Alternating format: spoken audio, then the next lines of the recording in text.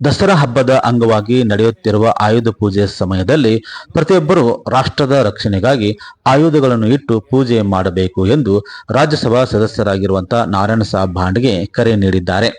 ಅವರು ಬಾಗಲಕೋಟೆ ನಗರದ ತಮ್ಮ ಕಚೇರಿಯಲ್ಲಿ ಮಾಧ್ಯಮ ಪ್ರತಿನಿಧಿಗಳೊಂದಿಗೆ ಮಾತನಾಡುತ್ತಾ, ದುರ್ಗಾ ಮಾತೆಯ ಶಕ್ತಿ ಬರಬೇಕಾದರೆ ಹಾಗೂ ಕಾಳಿಕಾ ಮಾತೆಗೆ ಶಕ್ತಿ ಬರಬೇಕಾದರೆ ಎಲ್ಲರೂ ಆಯುಧ ಪೂಜೆ ಮಾಡಬೇಕು.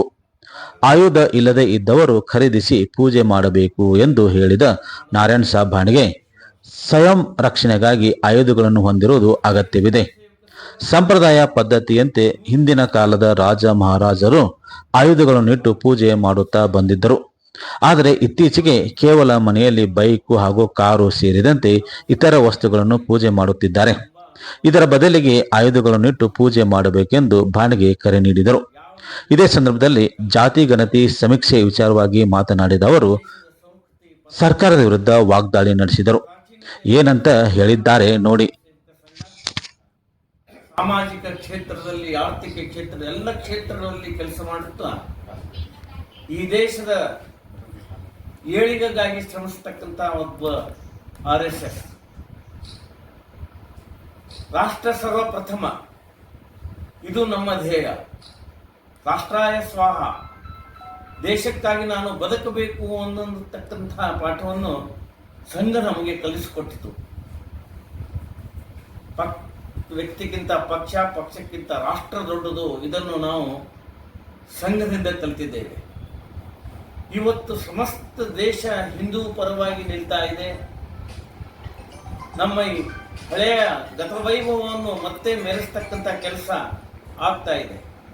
ದೇಶದ ಪ್ರಧಾನಮಂತ್ರಿ, ಯಶಸ್ವಿ ಪ್ರಧಾನಮಂತ್ರಿ ನರೇಂದ್ರ ಮೋದಿಯವರು ಕೆಂಪು ಕೋಟೆ ಮೇಲೆ ನಿಂತು ರಾಷ್ಟ್ರೀಯ ಸ್ವಯಂ ಸೇವಕ ಸಂಘದ 100ನೇ ವರ್ಷದ ಉಲ್ಲೇಖವನ್ನು ಮಾಡಿದಾಗ ನಮಗೆ ಗೊತ್ತಾಗ್ತದೆ, ಇವತ್ತು ಸಂಘ ಎಲ್ಲ ಅಡೆತಡೆಗಳನ್ನು, ತೊಂದರೆಗಳನ್ನು, ಆಲ್ ಹಡಲ್ಸ್, ಎಲ್ಲ ಅಡೆತಡೆಗಳನ್ನು ಮೀರಿ ಇವತ್ತು ಸಂಘ ಸಮಾಜಮುಖವಾಗಿ ಕೆಲಸ ಮಾಡ್ತಾ ಇದೆ, ಜನಪರವಾಗಿ ಕೆಲಸ ಮಾಡ್ತಾ ಇದೆ. ಎಲ್ಲರೂ ಒಂದು ಹಿಂದೂ ನಮ್ಮ ಬಂಧು ಅನ್ನತಕ್ಕಂಥ ಘೋಷವಾಕ್ಯದೊಂದಿಗೆ ಸಂಘದ ಸ್ವಯಂ ಸೇವಕರಾಗಿ ನಾವೆಲ್ಲ ಕೆಲಸ ಮಾಡಲಿಕ್ಕೆ ಪ್ರೇರಣೆ ನಮಗೆ ಸಿಗ್ತಾ ಇದೆ. ನಾಳೆ ಆಯುಧ ಪೂಜೆ, ನವಮಿ. ಬಹಳಷ್ಟು ಜನರು ಮರೆತು ಬಿಟ್ಟಿದ್ದಾರೆ. ನವಮಿ ದಿವಸ ಅಂತಂದ್ರೆ ಬರೀ ಹಬ್ಬ, ಊಟ ಮಾಡೋದು. ಆದರೆ ನಿಜವಾಗಿಯೂ ನವಮಿ ಆಯುಧ ಪೂಜೆಗಳನ್ನು ಮಾಡಬೇಕು. ಯಾವ ರೀತಿ ಸೈನಿಕರು ಆಯುಧ ಪೂಜೆ ಮಾಡ್ತಾರೆ, ಪೊಲೀಸರು ಆಯುಧ ಪೂಜೆ ಮಾಡ್ತಾರೆ, ಹೀಗೆ ಪ್ರತಿಯೊಬ್ಬರೂ ಕೂಡ ನಾಳೆ ಆಯುಧ ಪೂಜೆಯನ್ನು ಮಾಡಲೇಬೇಕು. ಯಾಕಂತಂದ್ರೆ ಈ ದೇಶದ, ಈ ರಾಷ್ಟ್ರದ, ಈ ಸಮಾಜದ ನಾವು ರಕ್ಷಣೆ ಮಾಡಬೇಕಾದರೆ, ಅನ್ಯಾಯದ ವಿರುದ್ಧ ಹೋರಾಟ ಮಾಡಬೇಕಾದರೆ ಆ ದುರ್ಗಾ ಮಾತೆಯ ಶಕ್ತಿ ನಮಗೆ ಬರಬೇಕು, ಆ ಕಾಳಿಕಾ ಮಾತೆಯ ಶಕ್ತಿ ನಮ್ಮಲ್ಲಿ ಬರಬೇಕು. ಅದಕ್ಕಾಗಿ ಎಲ್ಲರೂ ಆಯುಧ ಪೂಜೆ ಮಾಡಬೇಕು ಅಂತ ನಾನು ಹಿಂದೂ ಸಮಾಜದ ಬಾಂಧವರಿಗೆ ಹೇಳ್ತಾ ಇದ್ದೇನೆ. ಯಾಕಂತಂದ್ರೆ ನಾಳಿನ ದಿವಸನೇ ಆಯುಧ ಪೂಜೆ. ಯಾರಲ್ಲಿ ಆಯುಧಗಳಿಲ್ಲ ಆ ಆಯುಧಗಳನ್ನು ಅವರು ಖರೀದಿ ಮಾಡಬೇಕು, ಹೊಸದಾಗಿ ಆದರೂ ಖರೀದಿ ಮಾಡಬೇಕು. ಮುಂದೆ ಬರ್ತಕ್ಕಂಥ ದಿವಸಗಳಲ್ಲಿ ಆಯುಧದ ಪೂಜೆ ಬಹಳ ಅವಶ್ಯಕತೆ ಆಗ್ತದೆ. ಶಸ್ತ್ರ ಮತ್ತು ಶಾಸ್ತ್ರ ಇವು ಎರಡೂ ಬೇಕಾಗ್ತದೆ. ಸಮರಕ್ಕೆ ಶಸ್ತ್ರ ಬೇಕಾದರೆ ಅಭ್ಯಾಸಕ್ಕಾಗಿ ಶಾಸ್ತ್ರನೂ ಬೇಕು. ಹಿಂದೂ ಸಮಾಜ ಯಾವತ್ತಿಗೂ ಶಕ್ತಿಶಾಲಿಯಾದಂತಹ ಸಮಾಜ. ಇದು ನಿರ್ವೀರ್ಯ ಸಮಾಜ ಎಂದಿಗೂ ಆಗಬಾರದು. ನಾವು ಸಹಿಷ್ಣುಗಳು ಹೌದು, ಆದರೆ ನಿರ್ವೀರ್ಯರು ಆಗಬಾರದು. ನಾವು ಯಾರ ಮೇಲೆ ಅನ್ಯಾಯ ಮಾಡಲಿಕ್ಕೆ ಹೋಗುವುದೂ ಇಲ್ಲ, ನಮ್ಮ ಇತಿಹಾಸದಲ್ಲಿ ಇಲ್ಲ. ಆದರೆ ನಮ್ಮ ಮೇಲೆ ಅನ್ಯಾಯ ಆದಾಗ ಅದನ್ನು ತಡೆಯತಕ್ಕಂಥ ಶಕ್ತಿ ಆ ಹಿಂದೂ ಸಮಾಜಕ್ಕೆ ಸಿಗಬೇಕಾಗ್ತದೆ. ಒಂದು ಗಲ್ಲಕ್ಕೆ ಹೊಡೆದರೆ ಇನ್ನೊಂದು ಗಲ್ಲಕ್ಕೆ ಕೊಡ್ತಕ್ಕಂಥ ನಿರ್ವೀರ್ಯತೆಯನ್ನು ಹುಟ್ಟಿಸ್ತಕ್ಕಂಥ ಸಮಾಜ ನಾವು ಆಗಬಾರ್ದು. ಒಂದು ಗಲ್ಲಕ್ಕೆ ಹೊಡೆದರೆ ಸರದು ನಿಂತ ಎರಡೂ ಗಲ್ಲಕ್ಕೆ ಹೊಡೆಯತಕ್ಕಂಥ, ಅನ್ಯಾಯದ ವಿರುದ್ಧ ಧ್ವನಿ ಎತ್ತತಕ್ಕಂಥ ಶಕ್ತಿಶಾಲಿ ಹಿಂದೂ ಸಮಾಜವನ್ನು ಕಟ್ಟಬೇಕಾಗಿದೆ. ಅದಕ್ಕಾಗಿ ನಾಳೆ ಆಯುಧ ಪೂಜೆ ಇದು ಎಲ್ಲಕ್ಕಿಂತಲೂ ಮಹತ್ವವಾದದ್ದು. ಸಮಸ್ತ ಹಿಂದೂ ಸಮಾಜ ಆಯುಧ ಪೂಜೆಯನ್ನು ಮಾಡಬೇಕು. ಆಯುಧಗಳು ಯಾರಲ್ಲಿ ಇಲ್ಲ ಇವತ್ತೇ ಆಯುಧಗಳನ್ನು ಕೊಂಡುಕೋಬೇಕು. ಕೊಂಡುಕೊಂಡು ಆಯುಧ ಪೂಜೆ ಮಹತ್ವವೂ ಗೊತ್ತಾಗಬೇಕು.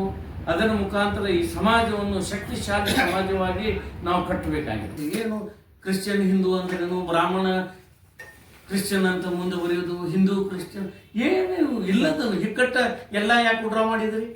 ಮೊದಲು ಗೊತ್ತಾಗಲಿಲ್ಲ ನಿಮ್ಗೆ? ಇಲ್ಲದ ಮೊದಲ ಸೃಷ್ಟಿ ಮಾಡುದ? ಈ ಜನಗಣತಿ ಮಾಡಿ ಏನು ಮಾಡೋದಿದೀವೋ ಅದು ಸ್ಪಷ್ಟತೆಯೂ ಇಲ್ಲ. ಸರ್ಕಾರಕ್ಕೆ ಮಾಡಾಕತ್ತಾರ, ಮಾಡ್ತಾರ ಅಷ್ಟೇ. ಮತ್ತು ಜನನೂ ಯಾರು ಸೀರಿಯಸ್ ತಗೋತಾ ಇಲ್ಲ.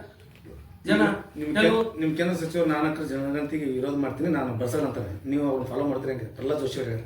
ನಾನು ಜನಗಣತಿಗೆ ವಿರೋಧ ಮಾಡ್ತಾ ಇಲ್ಲ. ಆದ್ರೆ ಜನಗಣತಿ ಇದು ಏನೋ ವ್ಯವಸ್ಥೆ ಇದೆ ಅದ್ರ ಬಗ್ಗೆ ನಾನು ಬಂದ್ರೆ ಒಂದೇ ನಿಟ್ಟಿನಲ್ಲಿ ಹೇಳಿ ಕಳಿಸ್ಬಿಡ್ತೀನಿ. ಧರ್ಮ ಹಿಂದೂ, ಜಾತಿ ಬೇಕಂದ್ರೆ ಬರೆಸ್ರಿ, ಇಲ್ಲಂದ್ರೆ ಬಿಡ್ರಿ, ಅವಶ್ಯಕತೆ ಇಲ್ಲ. ಧರ್ಮ ಹಿಂದೂ ಇಷ್ಟೇ ಹೇಳಿ ಕಳಿಸ್ತೀನಿ. ನಾನು ವಿರೋಧ ಏನು ಮಾಡೋದಿಲ್ಲ. ಆಯುಧಗಳು ಅಂತಂದ್ರೆ ನಾನು AK-47 ಇಡ್ರಿ, ರೈಫಲ್ ಇಡ್ರಿ, ಪಿಸ್ತೂಲ್ ಇಡ್ರಿ ಅಂತ ಹೇಳಿ ಅದಕ್ಕೆ ಅವು ಏನಾಗ್ತಾವು? ನೀವು ಹೇಳೋದು ಕಾಯ್ದೆ ಇದರಲ್ಲಿ ಅದಕ್ಕೆ ಪರ್ಮಿಷನ್ ತಗೊಂಡು ಇಡಬೇಕಾಗ್ತದ. ತಲವಾರಕ್ಕ ಪೂಜೆ ಮಾಡಬೇಕಂದ್ರೆ ಯಾರ್ದು ಪರ್ಮಿಷನ್ ತಗೊಂಡು ನಾನು ನನ್ನ ಆಯುಧ ಪೂಜೆ ಮಾಡೋ ಸಲುವಾಗಿ ಮನೆಯಲ್ಲಿ ನನ್ನ ಆಯುಧ ಪೂಜೆ ಮಾಡೋ ಸಲುವಾಗಿ ಪರ್ಮಿಷನ್ ಬೇಕಾಗುದಿಲ್ಲ ಸರ್. ಅದು ಮನೆ ಒಳಗೆ ಜಗದಿ ಒಳಗೆ ಇಟ್ಟು ಮಾಡ್ತೀವಿ. ಹೌದು, ಬಹಿರಂಗವಾಗಿ ನಾವು ಇಲ್ಲ ಯಾರು ಮಾಡೋದಿಲ್ಲ. ಅದಕ್ಕೆ ಸರ್ ನೀವು ಆಫೀಸ್ನಾಗ ಕೂತಾಗ ಯಾರು ನಿಮ್ನ ಅಟ್ಯಾಕ್ ಮಾಡಕ್ ಬಂದ್ರೆ ಸೆಲ್ಫ್ ರಕ್ಷಣೆ ಮತ್ತೆ ಯಾವ ವೆಪನ್ ಬಳಕೆ ಮಾಡ್ತೀವಿ ನೀವು? ನಾನು ಅವಾಗ ನನ್ನ ಎದುರಿಗೆ ಏನಿರ್ತೈತಿ ಅದನ್ನ ಬಳಸ್ತೀನಿ ನಾನು. ಸರ್ ನೀವು ಈಗ ಮಾಧ್ಯಮಗಳ ಮೂಲಕ ಜನರಿಗೆ ಆಯುಧ ಅಂತ ಹೇಳಿಲ್ಲ. ಇವತ್ತೇನು ಮುಂದೆ ಆಯುಧ ತಗೊಂಡು ಖರೀದಿ ಮಾಡ್ರಿ, ಬಿಡಬಾರ್ರಿ, ಪ್ರತಿಯೊಬ್ಬ ಹಿಂದೂ ಮನೆಯಾಗ ನಾಳೆ ಪೂಜೆ ಅದನ್ನ ಆಯುಧ ಮಾಡ್ರಿ ಅಂತ ಹೇಳ್ತಾರೆ. ಯಾವ ಆಯುಧ? ರೈತ ಕಳೆ ತೆಗೆಯಕ್ಕೆ ಉಪಯೋಗಿಸಲ್ಲ ಕುಡುಗೋಲು ಕುರ್ಚಿಗೆ, ಅವಕ್ಕೂ ಆಯುಧ ಅಂತಾರೆ. ಅನೇಕ ರೈತ ಕುಟುಂಬದಲ್ಲಿ ಅವನು ಮಾಡ್ತಾರೆ. ನೀವ್ ಹೇಳಕತ್ತಿದ್ದನ್ನು ನಾವು ಸೈನಿಕರು ಹಿಂದೆಲ್ಲ ಕತ್ತಿಡಿದು ಹೊರಡ್ರಿ, ನೀವು ಮಾಡಿ ನೀವು ಅಂದಿದ್ದು ನೋಡ್ರಿ. ಈಗಾದ್ರೆ ಹೇಳಿದ್ರಿ ಖಡ್ಗ ಇಟ್ಟದು ಪೂಜಾ ಆಯುಧ ಪೂಜೆ ಖಡ್ಗವನ್ನು ತಲವಾರನ್ನು ಇಟ್ಟು ಪಾರಂಪರಿಕವಾಗಿ ಆಗಿ ಮಾಡ್ಕೊಂಡೇ ಬಂದಿ. ನಾ ಹೇಳಿ ಅದು ನಡೆದದ ಇತ್ತಿತ್ತಲಾಗಿ ಅದು ನಮಗೆ ಒಂದು ಕಾನೂನು ಇಲ್ಲ ಅಂತ ಸಂದರ್ಭದಾಗ ರಾಜರ ಕಾಲದಾಗ. ಈಗ ರಾಜರ ಕಾಲ ಅಲ್ರಿ, ರಾಜರ ಕಾಲ ಪ್ರಜಾಪ್ರಭುತ್ವ. ಆಯುಧ ಪೂಜೆ ರಾಜರ ಕಾಲದಿಂದ ಬಂದಂತಹ ದಸರಾವನ್ನು ಇವತ್ತು ಸಾಂಪ್ರದಾಯಿಕವಾಗಿ ನಾವು ಮಾಡ್ಕೊಂತ ಬಂದಿವಿ. ಇದು ರಾಜ ಮಹಾರಾಜರ ಕಾಲದ ಸಲುವಾಗಿ ಅಲ್ಲ. ಆಯುಧ ಪೂಜೆ ನಮ್ಮಲ್ಲಿ ಅದಕ್ಕ ಮೊದಲಿಂದಲೂ ಮಹತ್ವ ಐತೆ. ಇತ್ತಿತ್ತಲಾಗಿ ಜನ ಬರ್ತಿದ್ದಾರೆ. ಅಲ್ಲ, ಪ್ರತಿಯೊಬ್ಬರ ಮನೆಯಾಗ ಪ್ರತಿಯೊಬ್ಬರ ಕೈಯಾಗ ಆಯುಧ ಇರೋದು ಈ ದೇಶಕ್ಕೆ ದೊಡ್ಡ ಅಪಾಯ ಅನ್ನೋದನ್ನ ಹೇಳವಲ್ರಿ ನೀವು?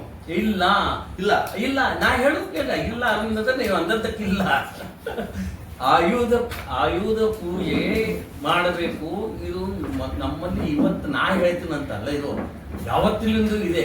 ಆದ್ರೆ ಇವತ್ತು ಕೆಲವ್ರೇನು ದಸರಾ ಅಂತಂದ್ರ ಬರೀ ತಿನ್ನೋದು ಉಣ್ಣೋದು 9 ಕೂಡ ಧಾರವಾಡ ಹೊಸದಾಗಿ ಬಂದವು, ಗರ್ಭ ಆಡೋದು ಅದು ಮಾಡ್ಲಿ.